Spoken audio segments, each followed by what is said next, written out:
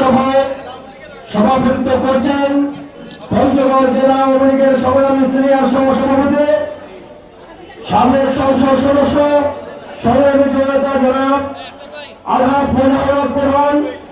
আমাদের মাঝে উপস্থিত রয়েছেন। পঞ্চগড় জেলা আওয়ামী লীগের সংগ্রামী সাধারণ সম্পাদক সাবেক জেলা পরিষদ চেয়ারম্যান সংগ্রামী জনতা জনাব আলহাজ আনোয়ার সাদাত সম্রাট সহ জেলা আওয়ামী লীগের সভাপতি নেতৃবৃন্দ, উপজেলা আওয়ামী লীগের নেতৃবৃন্দ, পৌর আওয়ামী লীগের নেতৃবৃন্দ,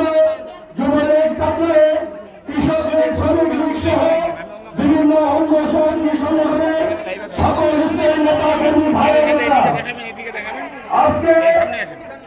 ৭৫তম প্রতিষ্ঠা বার্ষিকী বাংলাদেশ আওয়ামী লীগের কি ঐতিহ্যবাহী দল ১৯৪৯ সালের এই দিনে এই দলটি প্রতিষ্ঠিত হয়েছিল। এই দলটি প্রতিষ্ঠা হওয়ার পর থেকে বিভিন্ন লড়াই সংগ্রাম আন্দোলনে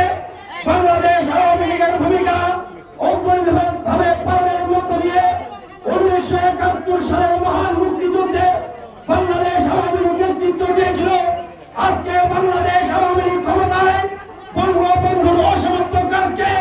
সমাপ্ত করার লক্ষ্যে বঙ্গবন্ধুর কন্যা জননেত্রী শেখ হাসিনা আজকে বাংলাদেশের রাষ্ট্রীয় ক্ষমতায়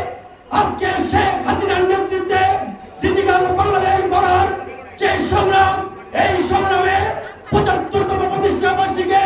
আমাদের সবাইকে ঐক্যবদ্ধভাবে অঙ্গীকার করতে হবে।